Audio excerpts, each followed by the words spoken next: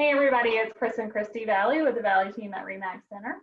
Hello, hello. We are coming to you today with a great lineup of resources to talk to you today about mortgage options, forbearance, deferment, all kinds of questions. And if you have more questions you want to send us after this, just feel free to contact us. But we're starting out today. Chris, why don't you introduce our first person that we have on the call? Sure. So on the call, we have Lee Blodgett with Northpoint Mortgage. Many of you know Lee. He's been to a lot of our client events. He's personally helped us with loans on the homes that we buy, Chris and Kristy buy. He's helped us with refinances. He helps us with a lot of our clients. He's been a preferred lender with us for several years now, and we are happy to have him on the call. The next person that we have on this call today, his name is Geoff Stratton. He's also with Northpoint Mortgage. He's been working with our team for about a year now. And he and I actually have something in common. Many of you know my dad is my broker at RE/MAX Center, so I'm considered second generation real estate. And his mom is in the mortgage business and worked with my father. And so Geoff is also considered second generation in real estate mortgage side. And so we've gotten the opportunity to now work together, which is pretty cool. Yep, we tried to run, but no matter where we go, the family follows us. So we are back together again to have some fun. And we last on our call, last but not least, we have our amazing team member, Vickie Hogan. Vickie joined the Vallee Team last year. She's been a huge asset to us. She's been at RE/MAX Center for over 12 years. So to have an experienced agent like that join your team is just a blessing. Her prior experience, she's had new construction experience with Rowland Homes. She's had experience with she's a certified distressed property expert. So she adds tremendous value for our clients and for our team, and we're truly lucky to have her a part of this call. So our first question today, we're going to ask, we'll ask Lee, if you could just explain what is forbearance, what is deferment, how is that different? And because a lot of our clients just probably don't know what those terms mean. Yeah, absolutely. So the deferment is pushing your payment out, pushing your payment out past the due date, so they can actually put your loans on pause, or your payments on pause for a few months, and then add those to the end of your loan. So if you're on a 30-year loan and you only have 23 years left, if you put a deferment on, you could hold your payment for 4 months, and then they would just add 4 months to the end of that 23 years. So it just pushes out the length of your loan, but the payments don't get any different, and it allows you the chance to pause on your payment. A forbearance is quite a bit different. A forbearance allows the same thing, where there's a stop in the payment. So if you're in a financial hardship and you can't pay that payment, you contact the servicer, you tell them you're in the situation. They will allow you up to 180 days to miss payments or make partial payments. But at the end of that period of time, that amount unpaid during that period is due at that point. It is not added to the end of the loan unless you make some additional arrangements with the lender, which you would make at that time. Okay. So really, if you're not sure if you can make that payment at the end of the forbearance period, it may not be a good option for you. It might be better to try and go for a deferment. Absolutely. I think the main thing to remember in all of this is that you absolutely have to contact your lender, the current person servicing your loan, to walk through the process of what they're talking about. There's a lot of stuff in the news about the CARES Act and them allowing forbearances for a period of time. But you have to get the details of that to make sure that it's best for your situation. The main thing about that CARES program is that it's allowing folks to not be penalized from a credit standpoint or be foreclosed upon because they missed these payments. But there's still some stuff behind the scenes that they have to understand about what's going to be required of them once it's time to repay the loan.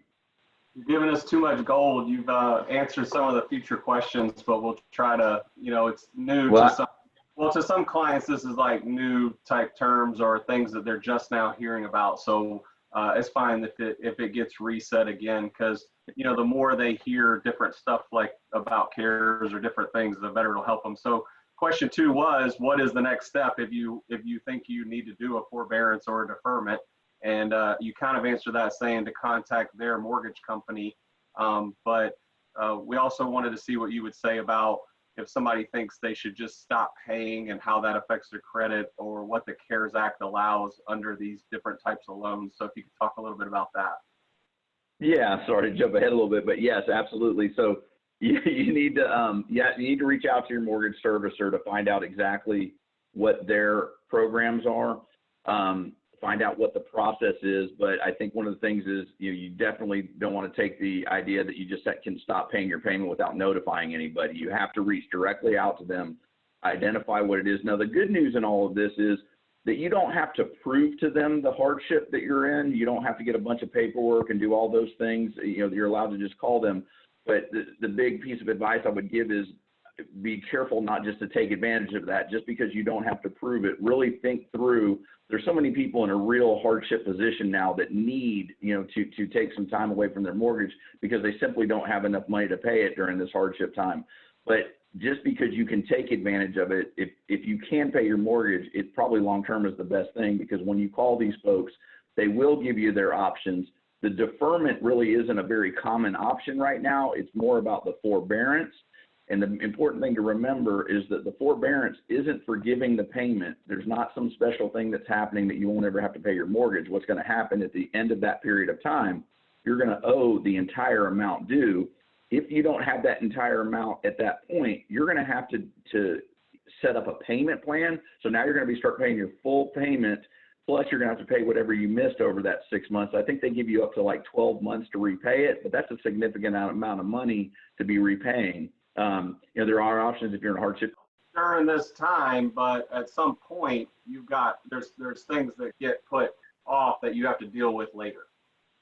Correct. And so you would have to set up something like like I said, a repayment over a 12-month period. You might have to enter into a loan modification, which then you do have to provide paperwork. They will adjust the loan. There may be some interest added on. There could be some financial penalty at that point that may not have been worth it to miss those payments. So it sounds like you're stressing that somebody really needs to be in a position where maybe both spouses have lost a job, they absolutely cannot make their payment. And then the second part of that question was, what does the CARE Act allow under certain loan types? Yeah, so I think for any mortgage, you're allowed to take advantage of this from a standpoint of enacting the forbearance for up to 180 days. From a standpoint of not having to pay it, but basically what the CARES Act does is they're not allowed to report you as late, so it will not negatively impact your credit, and they cannot foreclose upon you during this period of time. There's a moratorium on both those things. At the end of the 180 days, as of now, there's actually an option to maybe extend it another 180 days if you're still in that hardship position. But again, now you're pushing out 12 months of payments that will be due at the end of the 12 months. So as you said, Chris, it's not advisable unless you're just absolutely in that position. Awesome. I'm going to switch gears a little bit. Some of the advice that we've been told is to make sure that when you're talking to your loan servicer, your current mortgage company, make sure you're getting everything in writing.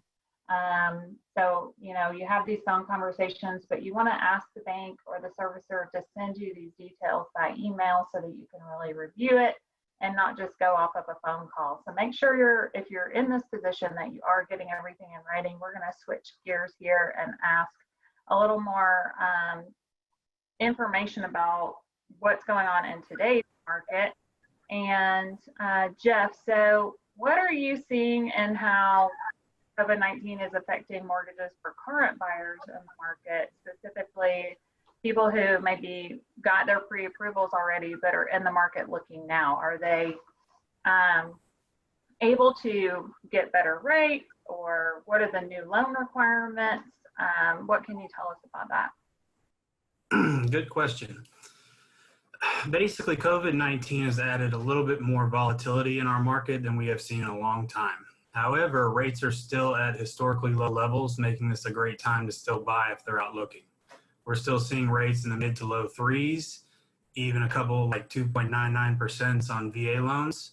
So why not take advantage of these low rates if you do find your dream home, because the housing market is still moving forward and moving strong given these unusual circumstances. And then loan requirements, has there been changes on that? There have been a little bit of temporary changes just to protect the lenders and the servicers. So in regards to new loan requirements and new loan types, so far we've seen a slight tightening in just government loans, loan credit requirements as far as tightening minimum credit score required, DTI, reserves. Almost all mortgage companies are having different parameters though, so it's important to check who you're working with and make sure you still fall under those new guidelines. And when you say DTI, you're talking our language, but for anybody who's like a new home buyer, what are we talking about there? So basically on the government loans, they tighten the DTI, so the debt to income ratio. So your total debt to what your total gross income is how we qualify you for a loan. And they have tightened those requirements where it's usually a 56.99% is the max allowed for a normal government loan. But right now they've restricted that to about a 45 just to help with the higher credit risk. So basically the most things affected are higher credit risk loans. Okay. So basically somebody can't be out there with a bunch of credit card debt and have a low paying job and think that they're going to approve this high priced home right now. Yeah, for right now, no. Makes sense. And so. Well, the third part to her question, I keep jumping all over her questions. She's going to be mad at me later, but it said, what loan types are currently available? Is it all the same loan types? Are there any differences? Well, like I said before, the biggest impacted are the higher credit risks. So right now we've seen a temporary pause on all non-conforming loans and specialty products. So anything like a no-doc loan or a bank statement loan, you're not going to be able to get right now. Conventional financing has remained unaffected. So Fannie and Freddie are good. They've also actually loosened appraisal requirements to allow for external and desktop appraisals in case sellers don't want the appraiser coming in the house, just to make everything easier. So everything's moving forward smooth with the conventional loans. Yeah, I had that happen on a deal I'm doing recently. An appraiser called me and said that he had been approved to not even come out of the home. And so he just had me walk through the home verbally with him and ask, does it have granite in the kitchen, and a lot of different questions. Then I was able to base information, I guess, off of electronic appraisal type stuff and answers that I gave him about, it was a new construction home, so maybe that helped a little bit. So last question for you, Geoff. What are people's options with refinancing right now? Well, we're still taking a ton of applications for refinances with these low rates. It's definitely a great time to consider refinancing to take advantage of these rates. However, it's important to make sure you have a trusted lender look over the numbers for you to make sure there's an actual benefit there. So we look at your current equity position, interest savings, monthly savings. Do you want to lower your term, cash out to pay off debt, maybe remodel part of your home? There's a lot of different variables when it comes to refinancing that people may not be aware of. What about people who've been affected by the coronavirus that maybe are furloughed right now or laid off? Like, how does that affect if they're like, maybe we should refinance to get the payment down? Is that going to affect them? Unfortunately, we cannot do any refinances or any type of loan for someone that's been furloughed or lost their job through this, because you have to be employed and receiving income for the ability to repay to qualify for a mortgage.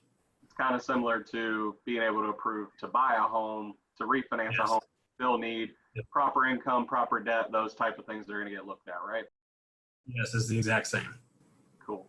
Which is why, those forbearance and deferment options are even more, important for people who are in that position. You were up. All right. So, Vickie, in the last market downturn, we know that you, with your experience, you were instrumental in helping homeowners because you had that experience as a certified distressed property expert. And what I would just say is, now we're not seeing a lot of short sales and foreclosures, but, like Lee said, if we have a lot of people that do these or take advantage of forbearance options, and then they come to the end of that term and they can't make that final balloon payment, or they can't work out a payment arrangement with the bank, just give us some ideas on, in the past, how were you able to help homeowners work through that? We'll really sit and counsel with them, and now it'd be via Zoom, but just to see, where their situation is, what their mortgage balance is, what their home is worth, what kind of repairs are needed for their home in order to get it to set, for it to sell. So I think it would be starting there, and then from that point, have them go to their servicer's website, look at what their options are. They do a pretty good job of getting information out there for homeowners, for the forbearance, for the deferment, and other options too. But I would warn people, before you start applying, just do your research. Don't apply, look into it a little further. Okay. That's good information. Question I have for you is, what do you suggest to someone in today's market if they think that these forbearance and deferment options, they're not going to be able to, make that? They're not going to be able to use that as an option. Well, I'm having my longtime clients call me now during these uncertain times just to say, how's the market? People that are reaching retirement, going to sell in the next couple of years to, downsize. And I'm telling them the market is good. The opportunities are still out there to sell. We are selling. We are representing buyers and sellers every day, and closing real estate transactions even during this uncertain time. So I think that they might want to sell then, is one option, right? Absolutely. And I found last time in the downturn, sometimes people find in times like this, they want to get to simpler times, and that the house has really been a burden for a while. That's good information, Vickie. Thank you. And we just want to thank all of you for joining us today.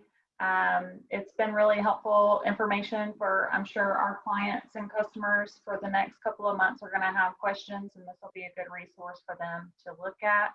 And I know that Geoff, Lee, and Vickie are all available to any of our Vallee Team clients or customers that have any questions that have to do with your mortgage or refinancing, or if you should sell or not. Now's the right time to refi, or even if you're doing if you're considering a deferment or forbearance and you want to get just our basic opinion on that, just feel free to reach out to us. We're happy to help.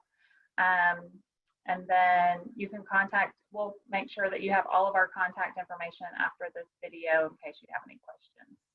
And on our website, dreamhousehunt.com, you can find Vickie's info. You can also find Geoff's info and Lee's info, because they're preferred lenders of ours. So we don't have a lot of lenders on there, but we definitely have these two guys on there. And like Kristy just said, one of Lee's recommendations is that you contact your lender directly, but there's nothing wrong with calling these guys first and asking some questions before you call your mortgage company. They're not trying to steal the business away from that mortgage company or anything like that. We just want to be a resource in the event that you have a lot of questions and have to make a lot of tough decisions. And then next week, what are we going to do, Kristy? Next week, of course, is going to be just after we finish up with May's numbers. So we'll have another, we're going to be in May next week. That's right. So next week, we will be finishing April, and we will have April's market update available for you the first week of May. And we'll review what happened in the real estate market and give you updated numbers of what we're looking at. And that's pretty much all we have for you today. We'll be back next week with some more information that you can count on.